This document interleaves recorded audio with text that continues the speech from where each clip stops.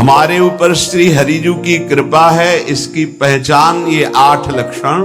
पहला, शांति, अर्थात घोर अपराधी के प्रति भी गुस्सा ना आना, क्षमा करना, ये हरि की कृपा का लक्षण है। देख लो भाई, घोर अपराधी शब्द तो जाने दो, जरा सा प्रतिकूल हो जाए तो लाख समझाओ पर भ्रकुटी तनी रहती है। भला ऐसा है? अपराधी पर भी क्षमा का भाव होना, ये हरि कृपा पात्र में ही होगा, अन्य में नहीं। तो अगर अपने हृदय में ऐसा लगे कि ऐसा नहीं है, तो हरिजू से प्रार्थना करनी चाहिए कि कृपा करो, मेरे में सामर्थ्य आवे। दूसरा, अनुसूया, वो किसी भी के प्रति कभी भी कोई दोष दर्शन ही नहीं करेगा। दोष कथन, दोष श्रवण की तो बात जाने दो। अनुसूया, दूसरों के गुणों में दोष ढूंढना ये नहीं होता, हरि कृपा पात्र में नहीं था। ये सब भजन के नाश करने वाले, जैसे पहला अपराधी पर क्रोध कर देना, तो माया ने भेजा इसीलिए था कि तुम्हारे साथ व्यवहार ऐसा करे कि तुम क्रोध करो। क्रोध करोगे तुम्हारी ऊर्जा शक्ति नष्ट हो जाएगी, अध्यात्म में जो चलने की थी। और कहीं तुमने संकल्प कर लिया तो भजन शक्ति नष्ट हो जाएगी। तो अगर भजन बल है तो गया, जरूर उसको दंड मिलेगा, पक्का मिलेगा, 100% मिलेगा, लेकिन आप खाली हो गए। ना भजन करने की वृत्ति रहेगी और ना भजन रहेगा, दोनों बात। अनुसूया, किसी के सद्गुणों में दोष देखना, गुणों में दोष ढूंढना, ये हरि कृपा पात्र में नहीं होता। ये बहुत मंगलमयी बातें हैं जिससे हमारा भजन मार्ग पुष्ट होता है। तीसरा, वो बाहर से और भीतर से पवित्र रहता है, हरि कृपा पात्र। शौचाचार का ज्ञान होना चाहिए, वस्त्र आपके पवित्र होने चाहिए, ये बाहरी जल रज आदि के द्वारा बाहरी पवित्रता। और निष्कपटता, निश्चलता, सत्य भाव, ये अंदर की पवित्रता है। अगर कपट है, छल है, असत्य है, तो हृदय मलिन रहता है। भीतर और बाहर से पवित्र रहना, इसमें खास बात क्या है? भीतर और बाहर से पवित्र रहने में, भीतर और बाहर से सदैव पवित्र कौन रह सकता है? तो बोले, जो पुंडरीकाक्ष भगवान श्री हरि का, प्रियाजू का स्मरण करता रहता है, वो शवायाभ्यंतर शुचि, वो बाह्य और अभ्यंतर दोनों से पावन रहता है। तीसरी जो कृपा का लक्षण है, अर्थात वो सदैव भगवत चिंतन परायण, शौचाचार का पालन करने वाला, बाहर और भीतर से हरि कृपा पात्र पवित्र रहता है।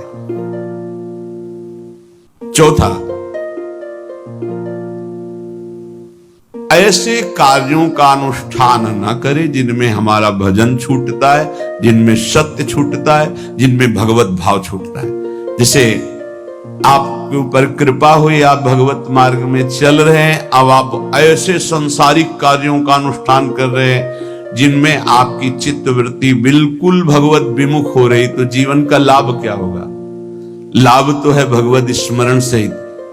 कल एक ने प्रश्न किया कि मैं खाता तो नहीं हूं, लेकिन मांस के दुकान में मांस बेचता हूं, होटल आदमी, क्या उचित है? ये उचित कैसे हो सकता है? तुम और भी तो व्यापार कर सकते हो।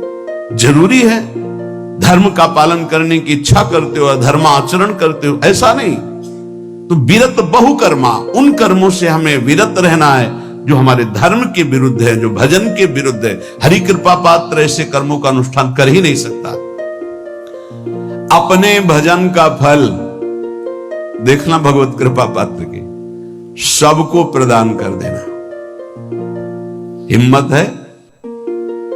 अपने भजन, इतनी मेहनत से किया हुआ भजन, भजन होने के बाद, हे प्रभु इस भजन का फल हो, सर्वे भवन्तु सुखिना सर्वे सन्तु निरामयः।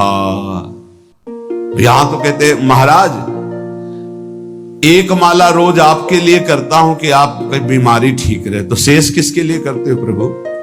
शेष है। अगर इष्ट और गुरु के लिए तुम्हारा है कि एक माला करते तो फिर इतनी माला करते तो हमें क्या होगा, सब आपको दे देंगे तो हमें क्या होगा। तभी भजन का रहस्य नहीं जाना।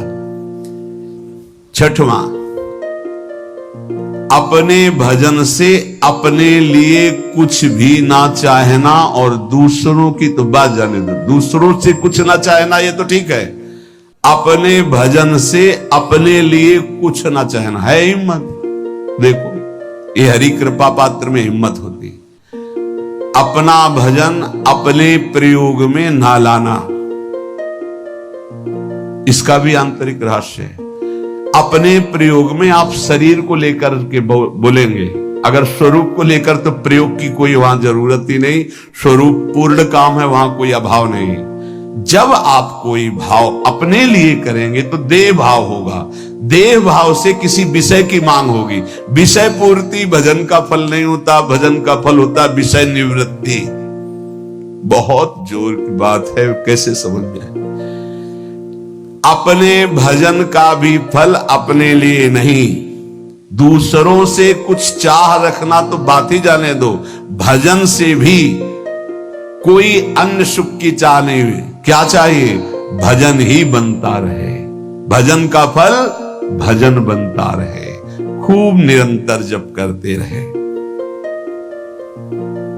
सातवां, किसी भी मान सम्मान कीर्ति पद प्रतिष्ठा के मिलने पर हृदय का असंतुष्ट हो जाना, यह हरि कृपा पात्र का लक्षण होता है।